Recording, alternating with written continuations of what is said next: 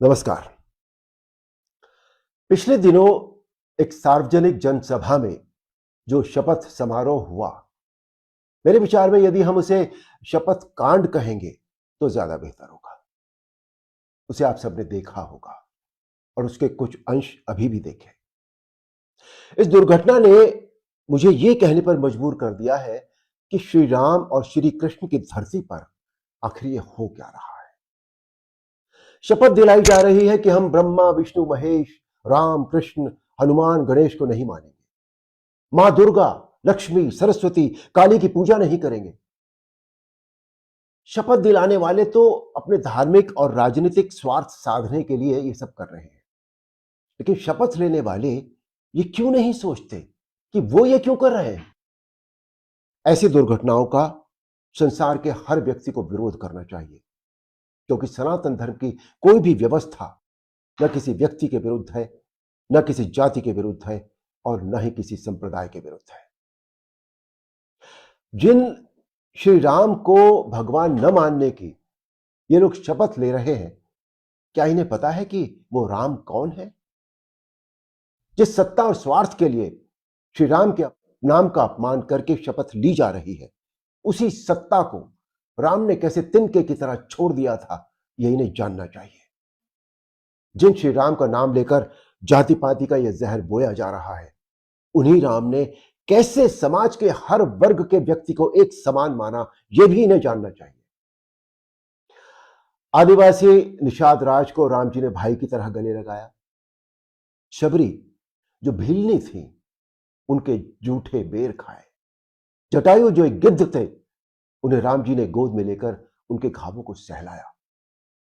अरे राम जी ने तो पशु पक्षियों से भी मित्रता का नाता निभाया। और तो और इस मानव शरीर का अंतिम पड़ाव भी राम नाम सत्य है।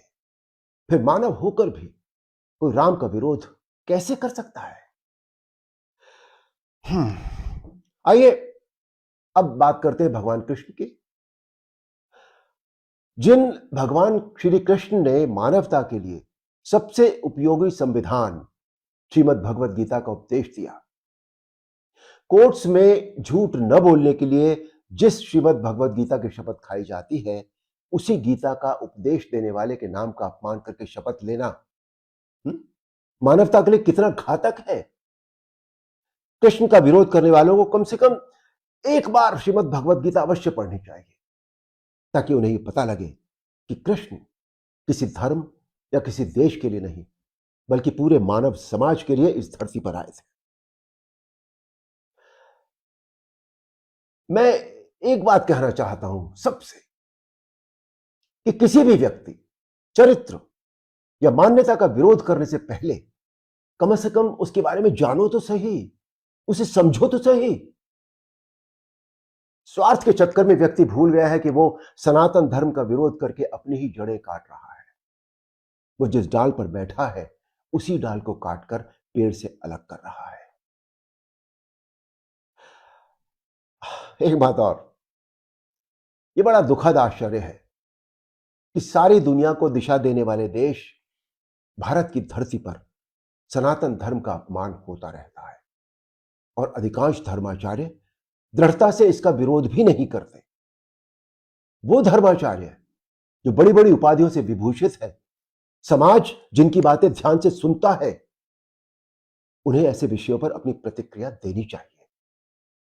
मैं किसी के द्वारा किसी को भड़काने या उकसाने का कदापि समर्थन नहीं करता, किंतु बुराई का विरोध और दमन यदि न किया जाए तो वो समाज के लिए घातक हो जाती है। आज समाज में जाति, वर्ण, धर्म, संप्रदाय, इस सब के नाम पर जो एक दूसरे का इतना विरोध हो रहा है, वो किसी के भी हित में नहीं है। दोस्तों, सनातन धर्म के प्रति तो किसी भी व्यक्ति के मन में कोई विरोधाभास होना ही नहीं चाहिए, क्योंकि इस धर्म की मान्यताएं, परंपराएं, व्यवस्थाएं संसार के हर जीव को ध्यान में रखकर निर्धारित की गई। सनातन धर्म हर व्यक्ति को धार्मिक बनने, धर्म को मानने का संदेश देता है। और धर्म का अर्थ है जो धारण करने योग्य हो, जो व्यवहार में लाने योग्य हो। एक बार गहराई से इस धर्म को जानो तो सही, समझो तो सही। मैं मैं बार बार ये कहूंगा कि देश और धर्म हमसे नहीं है, हम देश और धर्म से हैं। हम तभी तक सुरक्षित हैं जब तक देश और धर्म सुरक्षित है। इस सच्चाई को जितनी जल्दी हो सके हर व्यक्ति समझ जाए और इस पर विचार करे। इसी में हम सबका भला है, इसी में हम सबका हित है। जय श्री राम। हमारी खबरों से जुड़े रहने के लिए हमारे चैनल को सब्सक्राइब करें और बेल आइकन को दबाएं ताकि खबर की नोटिफिकेशन आपको मिलती रहे।